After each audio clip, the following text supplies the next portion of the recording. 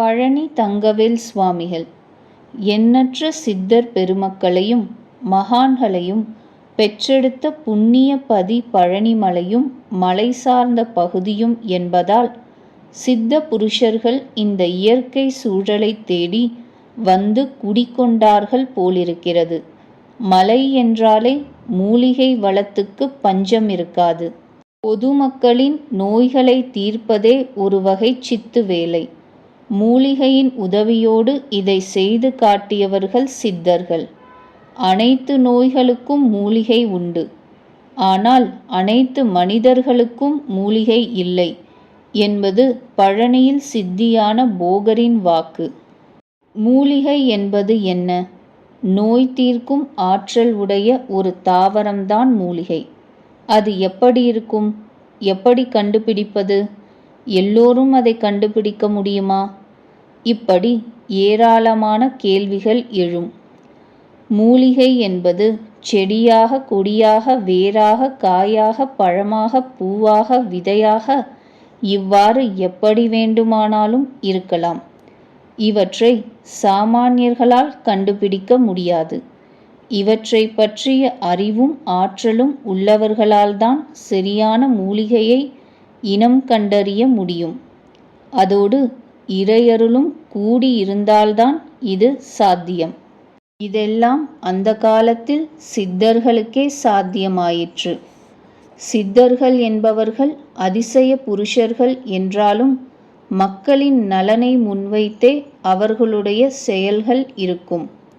இறைவனின் சித்தப்படி எவரது நோய்கள் தீர்க்கப்பட வேண்டும் என்று இருக்கிறதோ அவர்களுடைய வியாதிகள் தீரும். தங்களுடைய தீவினைகளின்படி சிலர் வியாதிகளை அனுபவித்துவிட்டுதான் கரையேற வேண்டும். அத்தகையவர்களுக்கு எந்த மூலிகையும் பலன் தராது. அதனால்தான் அனைத்து நோய்களுக்கும் மூலிகை உண்டு, அனைத்து மனிதர்களுக்கும் மூலிகை இல்லை என்றார் போகர். கைமாறு கருதாத மகான்கள் எதிர்பார்ப்பதெல்லாம் இறைவன் அருளியதை மக்கள் இன்முகத்துடன் ஏற்றுக்கொள்கிறார்களா என்பதுதான்.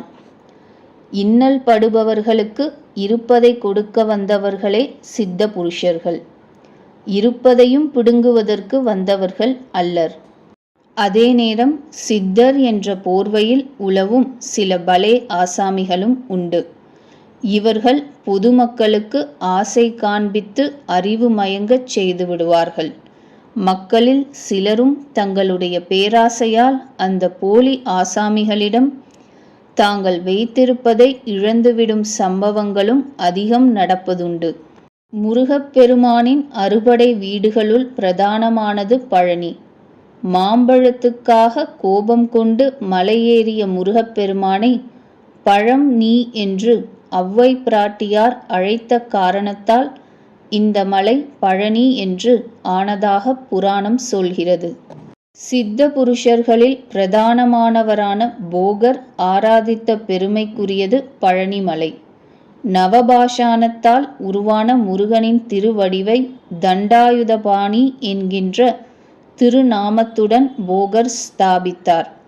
தண்டாயுதபாணியின் திருமேனி மேல் அபிஷேகம் படும் எந்த ஒரு வஸ்துவும் மிகுந்த ஆற்றல் கொண்டது. பல நோய்களை தீர்க்கும் குணம் கொண்டது.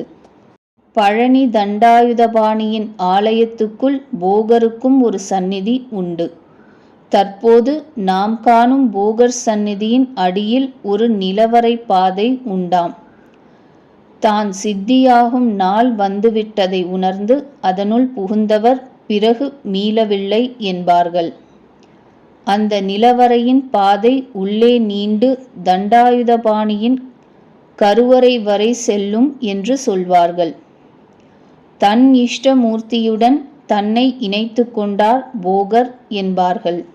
இப்பேற்பட்ட பழனியம்பதியில் வாழ்ந்து பல சித்து வேலைகளை செய்து 1/11/2001 மறைந்தவர்தான் MP தங்கவேல் சுவாமிகள். தனது 7வது வயதிலேயே இறை அனுக்கிரகம் பெற்றவர். நண்பர் ஒருவரது கோரிக்கைக்காக ரசவாதம் செய்து செப்பை தங்கமாக மாற்றி காட்டினார். மருத்துவர்களால் கைவிடப்பட்ட எத்தனையோ உயிர்களை தனது சித்து வேலையால் பிழைக்க வைத்தார். சித்து வேலையால் பலருக்கும் அவரவர் விரும்பும் பல பொருட்களை வரவழைத்து கொடுத்தார். பழனி தாலுகாவில் தாழையூத்து கிராமம் அருகே பழைய தாராசுரம் சாலையில் இருக்கிறது நரிக்கல்பட்டி என்கின்ற சிற்றூர். பழனியில் இருந்து சுமார் 10 கிலோமீட்டர் தொலைவு. இந்த சிற்றூரில்தான் 22/2/1913 ஆண்டு அன்று பெருமாள்சாமி கருப்பம்மை தம்பதிக்கு 5வது குழந்தையாக தங்கவேல் சுவாமிகள் அவதரித்தார். இவரது பிறப்பே அதிசயமானது. தங்கவேல் சுவாமிகளை தன் வயிற்றில் 3 மாத சிசுவாக சுமந்து இருந்த பொழுது, ஏற்கனவே 4 குழந்தைகள் இருக்கின்றன, இனியும் 5வதாக ஒரு குழந்தை நமக்கு தேவையா? ஊரார் என்னை பார்த்து கேலி பேசுவார்களே என்றெல்லாம் வீணான சிந்தனை கருப்பம்மைக்கு வந்துவிட்டது. விளைவு, கணவர் உட்பட எவருக்கும் தெரியாமல் வயிற்றில் இருக்கும் சிசுவை அழித்துவிட தீர்மானித்து, ஊரார் எவரும் அறியாத வண்ணம் ஓரிடத்துக்குச் சென்று கர்ப்பத்தை அழிக்கும் மருந்தை விறுவிறு என காய்ச்சத் தொடங்கினார். இதே நேரத்தில் தவத்திரு பொன்னம்பல சுவாமிகள் என்கின்ற ஒரு மகான் பெருமாள் சாமியை தேடி அவரது வீட்டுக்கு வந்தார். அடே பெருமாளு, உன் மனைவி 3 மாச கர்ப்பமாயிருக்கா, உனக்கு தெரியுமாடா என்று கேட்டிருக்கிறார். அப்படியா? தெரியாதே சாமி, என்கிட்ட அவ எதுவும் சொல்லலியே என்று இயல்பாக பதில் சொல்லியிருக்கிறார் பெருமாள் சாமி. அடே, 5வதா புள்ளை எதுக்குன்னு கர்ப்பத்தை கலைக்க முடிவெடுத்து மருந்து காய்ச்சிக்கிட்டிருக்கா உன் பொண்டாட்டி. கவலைப்படாதே, அந்த மருந்தெல்லாம் வேலை செய்யாது. ஒரு மகன் பொறப்பான், அவன் ஞான குழந்தை, தங்கவேல்னு பேர் வை என்று கூறிவிட்டு கிளம்பினார். பதறிப்போன பெருமாள் சாமி மனைவியை தேடி ஓடினார். திக்பிரமை பிடித்திருந்தது போல் இருந்த கருப்பம்மையிடம் தீர விசாரித்த பிறகுதான் பொன்னம்பல சுவாமிகள் சொன்னது அனைத்தும் உண்மை என தெரிய வந்தது. கர்ப்பத்தை கலைக்கும் முயற்சி நின்று போனது. 10வது மாதம் கருப்பம்மைக்கு ஆண் குழந்தை பிறந்தது. பொன்னம்பல சுவாமிகளின் வாக்குப்படியே தங்கவேல் என்று அந்த குழந்தைக்கு பெயரிட்டனர். தங்கவேலுக்கு 7 வயது. ஒரு நாள் அருகிலிருந்த சண்முக நதியில் குளித்துவிட்டு வீடு திரும்பிக் கொண்டிருந்தான். அப்பொழுது வீட்டில் தந்தை பெருமாள் சாமியுடன் மானூர் சுவாமிகள் என்ற சித்த புருஷர் பேசிக்கொண்டிருந்தார். இடையிடையே சுவாமிகளுக்கு இட்லியும் தோசையும் தன் கையால் ஊட்டிவிட்டு கொண்டிருந்தார் பெருமாள் சாமி. தங்கவேல் வீட்டின் அருகே வந்து கொண்டிருப்பதை பார்த்த மானூர் சுவாமிகள், என் மகன் வருகிறான் என்றார். அதற்கு பெருமாள் சாமி, ஆமா சாமி, அவன்தான் என்னோட 5வது பையன், கடைசி மகன் என்றார். மறுகணம் மானூர் சுவாமிகளுக்கு வந்ததே கோபம். பெருமாள் சாமியின் கன்னத்தில் ஓங்கி அறைந்துவிட்டு, அவனை என் மகன் என்கிறேன், நீ உன் மகன் என்கிறாயே, ஓடுடா நாயே என்று அடித்து விரட்டினார். பிறகு தங்கவேலை அழைத்து தன் மடியில் அமர வைத்து கொண்டார். அவனது தலையை வருடி, மகனே, நான் என்ன சொல்கிறேனோ அதை அப்படியே பின்பற்று. வாலிபம் வரும்பொழுது வலிமையை நீ உணர்வாய், உன்னிடம் இருக்கும் பிரகாசத்தை புரிந்து கொள்வாய் என்றார். அந்த வயதில் என்ன புரிந்ததோ தெரியவில்லை. தங்கவேலும் புன்னகையுடன் சரி என்றான். அவனை பார்த்து சிநேகமாகச் சிரித்த மானூர் சுவாமிகள் அவனுடைய முதுகுத் தண்டுவடத்துக்கு கீழே மூலாதாரத்துக்கு அருகில் தன் விரலால் ஒரு தடவை சுண்டினார். அவ்வளவுதான். சிறுவனின் உடல் மரத்து போய்விட்டது. மயக்கம் அடைந்தவன் போல் ஆகிவிட்டான். இது குறித்து பின்னால் எனது மூலாதாரத்திலிருந்து ஒரு விசை அப்படியே மேலே எழும்பியது. தலையில் அது பட்டதும் மயக்கமானேன். சுவாமிகளின் மேல் சாய்ந்து விட்டேன். என் உள்நாவில் அமிர்தம் விழுந்து இறங்கியது போல் உணர்ந்தேன். இதன்பின் சுவாமிகள் என்னை தூக்கி தன் தோளில் போட்டுக்கொண்டு முதுகை லேசாக தடவி கொடுத்தார் என்று சொல்லியிருக்கிறாள் தங்கவேல் சுவாமிகள். கணவரையும் விரட்டிவிட்டார். குழந்தையோ மயக்கமாக இருக்கிறான். திடீரென புகுந்த இந்த சாமியார் ஏதோ மந்திரம் செய்துவிட்டார் போலிருக்கிறது என்று பதைபதைத்த கருப்பம்மை மானூர் சுவாமிகளை பார்த்து சபிக்கும் பாவனையில் சத்தம் போட்டார். கையில் ஒரு கல்லை எடுத்து வீசி அவரையும் அங்கிருந்து விரட்டினார் மானூர் சுவாமிகள். சற்று தள்ளி போய் நின்ற அந்த தாய் அழுது கொண்டிருந்தார். அரை மணி நேரம் சென்றிருக்கும். தங்கவேல் மெல்ல கண் விழித்தான். அதன் பிறகுதான் தாய்க்கு பெருமூச்சு வந்தது. மானூர் சுவாமிகள் பெரியதாகச் சிரித்தார். பிறகு தங்கவேலிடம் எப்படியடா இருந்தது, இன்பத்தை அனுபவித்தாயா என்று கேட்டார். மயக்க நிலையில் ஏதோ ஓர் இனம் புரியாத இன்பத்தை உணர்ந்தேன் சாமி என்றான் தங்கவேல். அதுதானடா அமிர்தம், உள்ளே போய் செய்யும் வேலை. அதை உண்ணும் வாய்ப்பு கிடைத்தவன் மட்டும்தான் பூரண ஞானியாக இருக்க முடியும். உனக்கு அந்த பாக்கியம் கிடைத்திருக்கிறது. நான் சொல்லப்போகும் யோக கலையை பின்பற்றி நட. நரை, திரை, மூப்பு, சாக்காடு போன்றவை உன்னை நெருங்காது. போக போக பல விஷயங்களை அனுபவத்தின் மூலம் புரிந்து கொள்வாய் என்றார். தன் குருநாதராக மானூர் சுவாமிகளை ஏற்று அவர் சொன்னபடியே நடந்தான் தங்கவேல். காலம் செல்ல செல்ல இறைவனின் அனுக்கிரகம் தங்கவேலுக்கு வாய்த்தது. இதே காலத்தில் குமரையா பிள்ளை என்பவரிடம் இருந்து குண்டலினி யோகத்தை கற்றார். சிறிது காலம் கலைத்துறையில் இருந்தார். யோகக்கலை மீண்டும் இவரை மானூர் சுவாமிகள் மூலம் இழுக்க பழைய பாதைக்கு திரும்பினார். 2வது வரை மட்டுமே பள்ளியில் படித்திருந்தாலும் சித்த வைத்தியத்தில் தேர்ந்து விளங்கினார் தங்கவேல் சுவாமிகள்.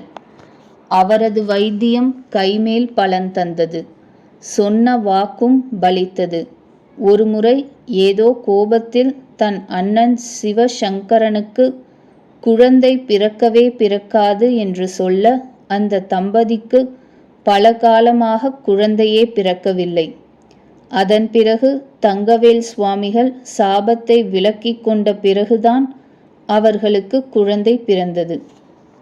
ஒருமுறை நகைச்சீட்டு நடத்தும் சிலருக்காக பணம் வசூலிக்கும் பணியில் இருந்தார் தங்கவேல். வாராவாரம் நரிக்கல்பட்டியில் சந்தாதாரர்களிடம் பணம் வசூலிக்க சைக்கிளில் சென்று வருவார். அந்த ஊரில் கூலி வேலை செய்யும் ஜானகி என்பவரும் நகைச்சீட்டில் உறுப்பினராகி பணம் கட்டி வந்தார். தான் வீட்டில் இல்லாத நேரத்தில் தன் மகள் மயிலம்மாவிடம் பணத்தை கொடுத்து செல்வார்.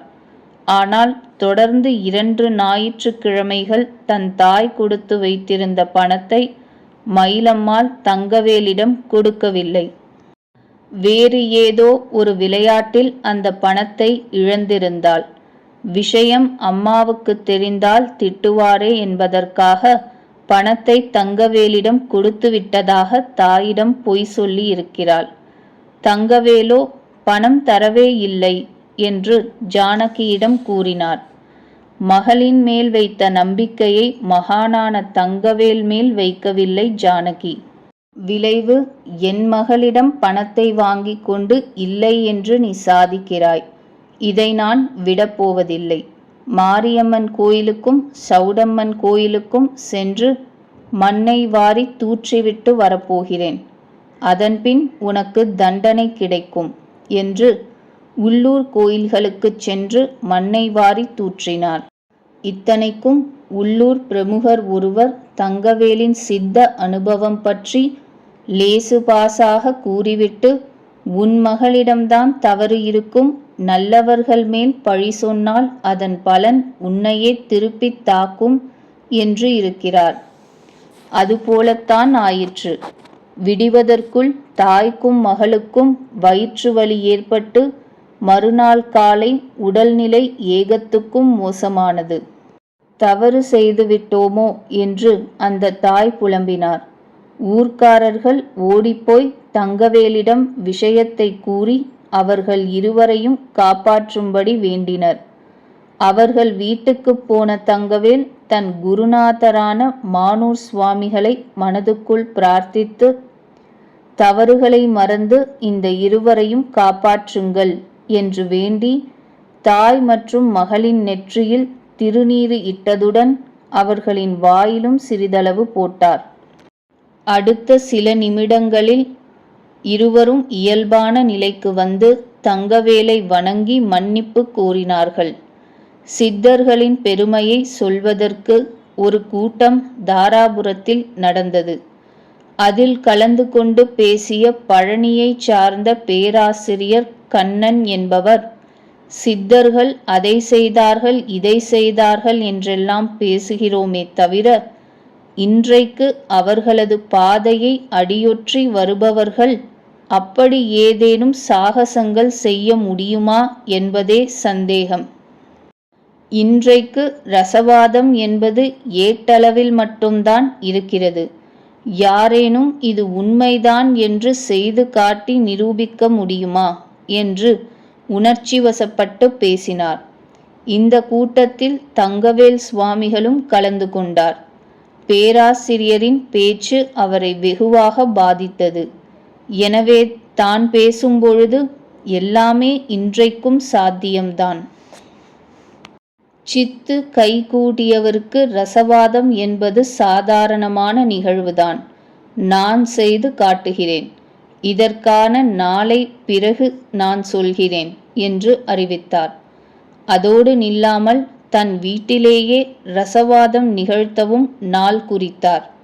பழனியில் உள்ள நகைக்கடை அதிபர் ஒருவர், தங்கத்தின் தரத்தை உறுதி செய்யும் ஆசாரி ஒருவர், பேராசிரியர் கண்ணன் உட்பட சுமார் 20 பேரை அன்றைய தினம் தன் வீட்டுக்கு அழைத்தார் தங்கவேல் சுவாமிகள். தங்கமாக மாற்ற ஏதாவது ஒரு உலோகத்தை தாருங்கள் என்று பேராசிரியர் கண்ணனிடம் தங்கவேல் சுவாமிகள் கேட்க, அவர் செப்பு துண்டு ஒன்றை கொடுத்தார். அதை உருக்கி ஒரு சில மூலிகைகள், ஏதோ ஒரு பவுடர், கொஞ்சம் தண்ணீர் போன்றவற்றை அதில் கலந்தார் தங்கவேல் சுவாமிகள். சுமார் 20 நிமிடங்கள்தான் ஆகியிருக்கும். குருநாதர் வாக்கு கொடுத்து விட்டார், தங்கம் தயாராக இருக்கிறது என்ற தங்கவேல் சுவாமிகள் வெப்ப உலைக்குள் இருந்து அந்த உலோகத்தை எடுத்து தண்ணீர் விட்டு குளிர வைத்தார். உருமாறிய உலோகத்தை நகைக்கடை அதிபரிடம் கொடுத்து சோதிக்கச் சொன்னார். அப்படியும் இப்படியும் புரட்டி பார்த்து 22 கேரட் தங்கம்தான் என்று வியப்பு மேலிட உறுதி சொன்னார் அவர். அடுத்து ஆசாரியும் உரைக்கல்லில் அந்த உலோகத்தை உரசி பார்த்துவிட்டு, சந்தேகமே இல்லை, இது தங்கம்தான் என்று சர்டிபிகேட் கொடுத்தார். பேராசிரியர் கண்ணன் உட்பட அனைவருக்கும் பிரமிப்பு. அதன்பின், சட்டப்படி இன்றைக்கு இதுபோல் தங்கம் தயாரிக்க கூடாது. ஒரு சவால் என்று வந்துவிட்டதால் இதை செய்து காண்பித்தேன்.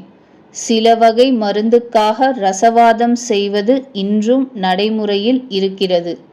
அதே நேரம் எதிர்காலத்தில் பேராசைக்காக எவரும் இதை முயற்சிக்காமல் இருக்க வேண்டும் என்றார் தங்கவேல் சுவாமிகள். உருக்கித்தான் தங்கம் வரவழைக்க முடியும் என்பதில்லை. உருக்காமலேயே ரோஜா இதழ்களில் இருந்தும் ஒரு முறை தங்கத்தை வரவழைத்தார் தங்கவேல் சுவாமிகள். சேலத்தில் நடந்த ஒரு சித்த வைத்திய கூட்டத்தில் சுமார் 1000 பேர் கூடியிருந்தனர். மாவட்ட கலெக்டருக்கு அப்பொழுது புத்தம்புது ரோஜா மாலை அணிவிக்கப்பட்டது. சித்தர்களின் பெருமைகளை பற்றி அந்த மேடையில் பேசிய தங்கவேல் சுவாமிகள் அங்கேயே சம்மணமிட்டு அமர்ந்தார். பிறகு கலெக்டரிடம், உங்களுக்கு அணிவிக்கப்பட்ட ரோஜா மாலையில் இருந்து ஒரு இதழை பீத்து தாருங்கள் என்றார். கலெக்டரும் அவ்வாறே செய்தார். அந்த இதழை தன் விரல்களினால் கசக்கினார். பிறகு கைகளை பிரித்து காண்பித்தார். ரோஜா இதழ் தங்க இதழாக மாறியிருந்தது. அனைவரும் வியந்தனர். கைக்கு அடக்கமாக பொருள்தான் என்றில்லை. தாண்டிக்குடி என்ற ஊரில் இருந்து வந்த அன்பர் ஒருவரிடம் பெரிய பொருள் ஒன்றை வரவழைத்துத் தருகிறேன், உங்கள் கைகளை நீட்டுங்கள் என்றார் சுவாமிகள். அந்த அன்பரும் தன் கைகளை நீட்டிக் கொண்டிருந்த வேளையில் பொத்தென்று அவர் கரங்களில் ஒரு பெரிய பூசணிக்காய் வந்து விழுந்தது. சுவாமிகள் ஒருமுறை திருச்சியில் வரகநேரி அக்ரஹாரத்தில் குடியிருந்தார். குருநாதரின் அருளால் சித்த வைத்தியம் அப்பொழுது அவருக்கு நன்றாகவே கூடி வந்தது. சுவாமிகள் வீட்டுக்கு எதிரில் இருந்த வடுவூர் அந்தணர் ஒருவருக்கு நெஞ்சில் கட்டி இருந்தது. அறுவை சிகிச்சை செய்வது ஒன்றுதான் வழி என்றும், அதே நேரம் அறுவை சிகிச்சை செய்தால் உயிருக்கு ஆபத்து நேரலாம் என்றும் மருத்துவர்கள் சொன்னார்கள். வடுவூர் அந்தணரது 3 பெண்களும் தந்தைக்கு ஏற்பட்ட கதியை நினைத்து துடித்துப் போனார்கள். எப்படியாவது தந்தையை காப்பாற்ற வேண்டும் என்று தங்கவேல் சுவாமிகளிடம் வந்தார்கள். கவலைப்படாதீர்கள், நான் காப்பாற்றி விடுகிறேன் என்ற தங்கவேல் அவர்களிடம் இருந்து 100 ரூபாய் வாங்கிக் கொண்டு கடைக்கு போய் சில மருந்து பொருட்கள் வாங்கி வந்தார். அவற்றை பக்குவப்படுத்தி ஒரு லேகியம் தயாரித்து வடுவூர் அந்தணர் உட்கொள்ள கொடுத்தார். சரியாக 1 மணி நேரம் கழித்து அந்தணரின் நெஞ்சுக்கட்டியில் இருந்து இரத்தம் கசிய ஆரம்பித்தது. சில நிமிடங்களுக்குப் பிறகு கட்டியும் கரைந்தே போனது. அதன்பின் அந்த இடத்தில் சில களிம்புகளை தடவி காயத்தை ஆற்றி அவரை இயல்பான நிலைக்கு கொண்டு வந்துவிட்டார் தங்கவேல் சுவாமிகள். அந்தணரின் மகள்களுக்கு ஆச்சரியம். சுவாமிகளை வாயார வாழ்த்தினார்கள். வடுவூர் அந்தணரை முன்பு பரிசோதித்த அதே மருத்துவர்கள் சிகிச்சைக்குப் பின் அவரை சோதித்து பார்த்து அதிர்ந்து போனார்கள். சாக இருந்த ஒருவரை தங்கவேல் சுவாமிகள் எப்படி உயிர் பிழைக்க வைத்தார் என்பதே அந்த அதிர்ச்சிக்கு காரணம். எல்லாமே என் குருநாதர் மானூர் சுவாமிகளின் மகிமை என்று மட்டும் அப்பொழுது சொன்னார் தங்கவேல் சுவாமிகள். பலரது அழைப்புக்கு இணங்க வெளிநாடுகளுக்கும் சென்று திரும்பியிருக்கிறார் தங்கவேல் சுவாமிகள். 1980 முதல் 81 வரை சிங்கப்பூருக்கு சென்றபொழுது அங்குள்ள வானொலி நிலையத்தின் இயக்குனராக இருந்த முருகையர் சிறந்த முறையில் வரவேற்பு கொடுத்து பிரம்மாண்டமான விழாவுக்கு ஏற்பாடு செய்து 19வது தமிழ்ச் சித்தர் என்ற பட்டத்தையும் அளித்து கௌரவித்தார். அதோடு அங்கே சில மருத்துவ அற்புதங்களையும் நிகழ்த்தி காட்டினார் தங்கவேல் சுவாமிகள். சிங்கப்பூர் வானொலி நிலையத்தின் உயர் அதிகாரியாக இருந்தவர் கார்மேகம். அவருடைய தங்கைக்கு திடீரென உடல் நலக் குறைவு ஏற்பட்டு மருத்துவமனையில் அனுமதிக்கப்பட்டார். அவசர சிகிச்சை பிரிவில் இருந்த அவரது உடல்நிலையில் எந்தவித முன்னேற்றமும் இல்லாததால், உங்கள் தங்கைக்கு எங்களால் முடிந்த சிகிச்சைகளை செய்துவிட்டோம், ஆனால் பலனில்லை. அவரை வீட்டுக்கு எடுத்துச் செல்லுங்கள் என்று கைவிரித்து விட்டார்கள் மருத்துவர்கள். கார்மேகம் இந்த தகவலை கண்ணீர் மல்க முருகையனிடம் சொன்னார். அப்பொழுது முருகையனின் அருகில் இருந்தார் தங்கவேல் சுவாமிகள். தன்னுடன் பணிபுரியும் கார்மேகத்தின் நிலையை சுவாமிகளிடம் சொல்லி, அந்த பெண்ணை தாங்கள்தான் குணமாக்க வேண்டும் என்று கேட்டுக்கொண்டார் முருகையன். குருநாதரை நினைத்து 10 நிமிடம் தியானித்து விபூதி கொடுத்தனுப்பி அந்த பெண்ணின் நெற்றியில் பூசச் சொன்னார் தங்கவேல் சுவாமிகள். இதன் பிறகு சரியாக 10 நிமிடத்தில் கார்மேகம் முகம் மலர போனில் பேசினார். மிக்க நன்றி ஐயா. எனது தங்கையின் முகத்தில் பிரகாசம் தெரிகிறது. அவள் நடவடிக்கைகளில் முன்னேற்றம் காண்கிறேன். முருகையன் உட்பட அங்கு கூடியிருந்த அனைவரும் சுவாமிகளின் அற்புதத்தில் நெகிழ்ந்து போனார்கள். சென்னை அடையாறில் உள்ள தியோசாபிக்கல் சொசைட்டியில் சில வெளிநாட்டவர்களை சந்தித்து ஒருமுறை உரையாடிக் கொண்டிருந்தார் தங்கவேல் சுவாமிகள். அப்பொழுது வெளிநாட்டுக்காரர் ஒருவர் சித்தர்கள் எங்கும் இருப்பார்கள் என்கிறார்களே, தாங்கள் இப்பொழுது என் நாட்டிலும் இருப்பீர்களா என்று விளையாட்டாக கேட்டிருக்கிறார். மெல்லச் சிரித்த தங்கவேல் சுவாமிகள், உங்கள் நாட்டில் என்ன, உங்கள் வீட்டிலேயே இருப்பேன் என்றார். பிரமித்து போன அந்த வெளிநாட்டு அன்பர் பரபரப்புடன் தன் மனைவிக்கு போன் போட்டு பேசினார். அதை அதிசயம் என்றுதான் சொல்ல வேண்டும். வெளிநாட்டில் இருந்த அந்த மாது தன் கணவரிடம், நம்ம வீட்டு ஹால்ல யாரோ ஒருவர் சம்மணம் போட்டு உட்கார்ந்து தியானம் பண்ணிட்டு இருக்கார் என்றாள். மேலும் தன் வீட்டில் அமர்ந்து இருந்தவரை பற்றி அவள் விவரித்தது சென்னையில் அமர்ந்திருந்த சுவாமிகளை விவரிப்பது மாதிரியே இருந்தது. ஆக ஒரே நேரத்தில் பல இடங்களிலும் இருந்து காட்டியவர் தங்கவேல் சுவாமிகள். இப்படி தங்கவேல் சுவாமிகள் எண்ணற்ற அற்புதங்கள் புரிந்துள்ளார். அவை அத்தனையையும் சொல்லிவிட முடியாது. தனது வாழ்நாளில் பலருக்கும் சித்த வைத்தியத்தின் மூலமாகவும் மனோ தத்துவத்தின் அடிப்படையிலும் சிகிச்சைகள் செய்திருக்கிறார். ஆனால் எவரிடமிருந்தும் துளி சன்மானத்தையும் பெற்றதில்லை. சித்தர்களின் வாழ்வில் என்றுமே எளிமை வேண்டும், பணத்தின் மீது ஆசை வைக்கக்கூடாது என்பதை ஒரு கொள்கையாக கடைபிடித்து வாழ்ந்தவர். அவரது பெருமைகள் மேலும் பரவ பிரார்த்திப்போம். தங்கவேல் சுவாமிகள் சமாதியான பிறகு அவரது விருப்பப்படி குருநாதரான மானூர் சுவாமிகளின் சமாதிக்கு அருகிலேயே இவரையும் அடக்கம் செய்தனர். பழனியில் இருந்து பழைய தாராசுரம் சாலையில் சுமார் 3 கிலோமீட்டர் பயணித்தால் வரும் கிராமம் கோதைமங்கலம். இந்த கிராமத்தில்தான் தங்கவேல் சுவாமிகள் சமாதியினுள் இருக்கிறார். பிரதான சாலையில் பெரிய ஆவுடையார் கோயிலுக்கு செல்லும் வளைவின் அருகே இவரது சமாதி, ஜீவ சமாதி அமைந்துள்ளது. தங்கவேல் சுவாமிகளின் மனைவி சுப்புலட்சுமி நம்மிடம் தான் சமாதியாக போகும் தினத்தை முன்கூட்டியே எங்களுக்கு சொல்லிவிட்டார் சுவாமிகள். மனோ தத்துவத்தையும் சித்த வைத்தியத்தையும் வைத்துக்கொண்டு எத்தனையோ பேரின் வாழ்வில் ஒளி ஏற்றி இருக்கிறார். யார் யார் என்னென்ன கேட்கிறார்களோ அதை எல்லாம் வரவழைத்து கொடுத்திருக்கிறார். சென்னையில் ஒரு முறை நிருபர்கள் கூட்டத்தில் கூட இதை செய்து காண்பித்திருக்கிறார். தன் குருநாதர் மானூர் சுவாமிகளுக்கு கொடைக்கானலில் பிரம்ம வித்யா பீட்டம் என்கின்ற ஆசிரமத்தை கட்டினார். அங்கு மானூர் சுவாமிகளின் ஒரு வெண்கலச் சிலை வழிபாட்டில் உள்ளது. தீபாவளிக்கு ஒரு நாள் முன்னால் என் கணவர் சமாதி ஆனார். தீபாவளிக்கு அடுத்த நாள் மானூர் சுவாமிகள் சமாதி ஆனார். வருடங்கள்தான் வேறு வேறு. என் கணவர் சமாதியில் வருடந்தோறும் நவம்பர் 1ஆம் தேதியன்று குரு பூஜை நடந்து வருகிறது. அன்றைய தினம் அன்னதானம், இலவச வைத்தியம், ஆடை தானம் போன்றவற்றை நடத்தி வைப்போம்.